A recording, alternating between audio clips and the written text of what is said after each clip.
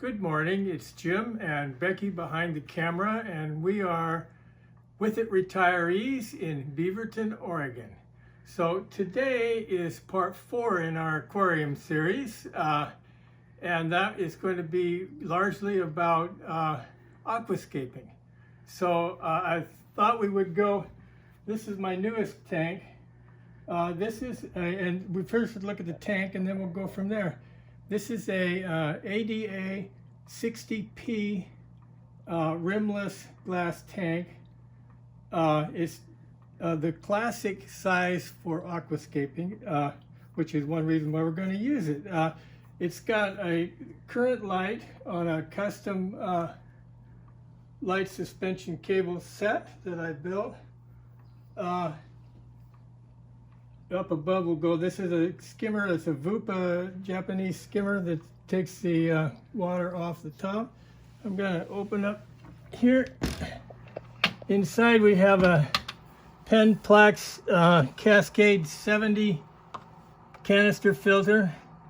In line we have a, I don't remember the brand on that. Forgive me, I have to get closer to see it. It's not a Hanger. Let me just look how much I like that. I can't read it. Anyhow, I'll have to tell you some other time. Anyhow, there's an inline heater, and that's about all that's down there, and they're hooked by tubing to lily pipes, which are right here. And that's kind of about the whole working guts of the thing. So let's go on to the aquascaping portion. Let's first talk about what's in here. There are different types of aquascaping, and this you would consider, I would consider anyhow, a nature aquascape. And that's where the aquascaper myself is trying to just mimic nature in a pleasant sort of way. And that's what I'm doing here. There are some things about this tank that make it different than any other aquascaping tank you might see. The stone is all from one piece of petrified wood. I got a big piece and I couldn't make anything work with it, so I broke it up. And this is all of the pieces left.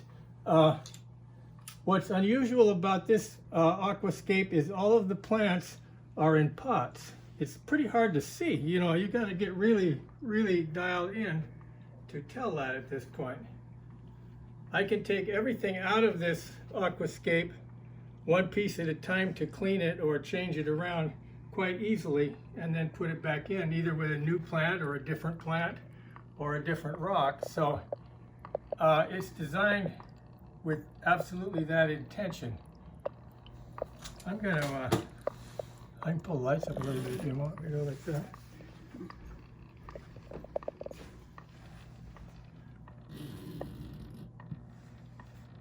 So anyhow, the sand in here is a Carib Sea. It's actual sand, like for an aquarium sand. It costs about $25 for a 20-pound bag, which is what's in this aquarium. So if you had an aquarium roughly of this size, you have to think about that. All these things have costs. The stone is expensive too, so you have to be aware of what you're doing. And if you change tanks, you should always save your stone for the next tank on, which I'll show you in just a minute here. So anyhow, we have a sand, rock, and the plants, and basically that's about it. If you see, we have not yet put any fish in it, and it's been up for a while. So let's talk about aquascaping, period. First of all, with the sand, this sand is about, as I say, $25 for 20 pounds, which would do one like this. This sand here is a playground sand. It's very, very inexpensive. I forget, like 10 bucks maybe for 50 pounds or less. But as you see, it's got a real gray color. If you were using a lot of gray rock, it would be a wonderful color to use. This sand here in my little playground is pool filter sand. Real nice stuff. It costs about $15 for 50 pounds, which is twice what this would be here, so twice as much as you would need. The cost is real cheap on it. I use this in almost all of my big aquariums just because it's so cheap and it's nice stuff and clean. So you got 3 choices of sand. I suggest before you start actually doing an aquascape, and I don't claim to be a great aquascaper. I shoot for B pluses that I can maintain. That's what I'm after. So build yourself something like this, a little sandbox. You haven't had one for a while probably, and get some of the stuff that you put in it. This let's start. This is dragon stone. This is one of the most common stones you'll ever see for aquascaping. It is kind of expensive stuff, but this comes from another aquarium that we've used already. As you see, you can do what you want with it. As long as you save it, it lasts forever. I like pieces sometimes that will stand real well. I haven't had anything to do. Anyhow, I'm not going to try to aquascape anything, but I just want to show you. These would be real nice. One reason why I like to use sand is if you see here, even one that has no bottom or anything, if you were to stick that in gravel, it would fall over.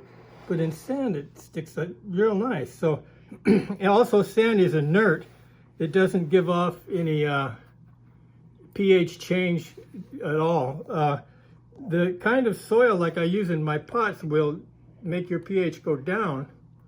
And I should say, and let's stop right now as long as we're in rocks, and say that you can use any rock you want, with a couple of exceptions.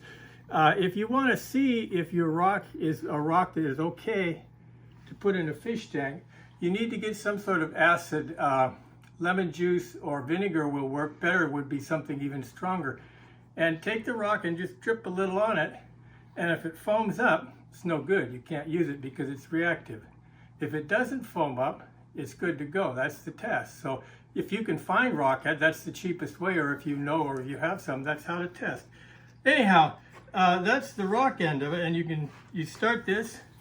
We'll come over here. This stuff here is what they call spider wood. Also a very, very common aquascaping stuff. So however you want to do this, like I said, I'm not going to do that.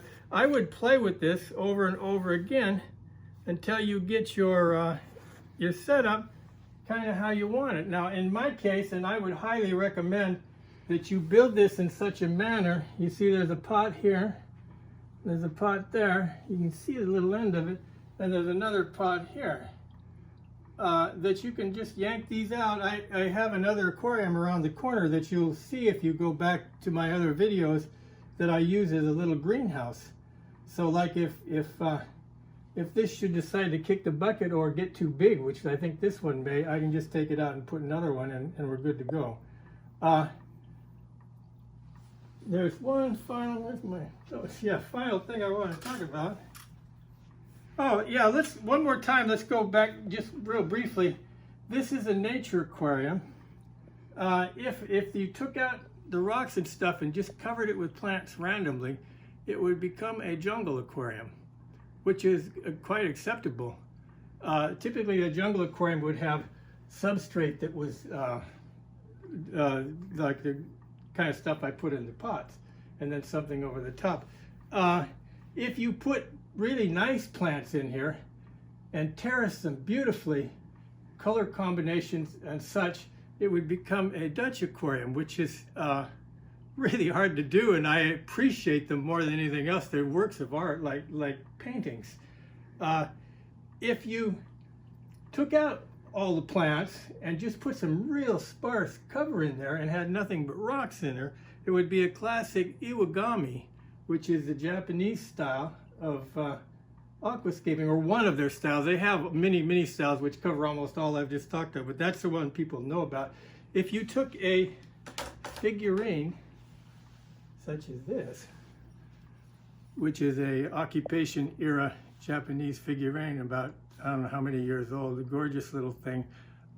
If you put that in there, it would become a Taiwan aquascape, or any kind of a little ceramic thing that shows that it's a person thing.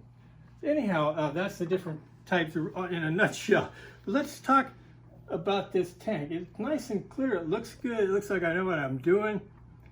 2 weeks ago, you could not see from this end to this end, completely clouded up. I was at wit's end. I've been messing with it. I made several mistakes when I set it up. I had to turn off the pump for various reasons for a while, and I broke a lily tube pipe, and anyhow, I didn't let it do the things it should do to work, and it turned just terrible on me, and I was at my wit's end. So finally what I did was I got this filter, the same filter, it's a sponge filter, that which you'll see, I don't know, it's 2 or 3 back, as a good filter. I took this downstairs where I have a goldfish tank, and I put it in the goldfish tank for about a week or more, perhaps, it's a long time, to where it got covered in algae and sucked up the good bacteria. Then I took it up here and I coupled it with this little pump here, and I put it right there. And where'd you put it? Right there, right smack down in the middle. And within, gosh, a couple of days, it was like magic. The bacteria here catches on everywhere, everything works, and the tank is in balance.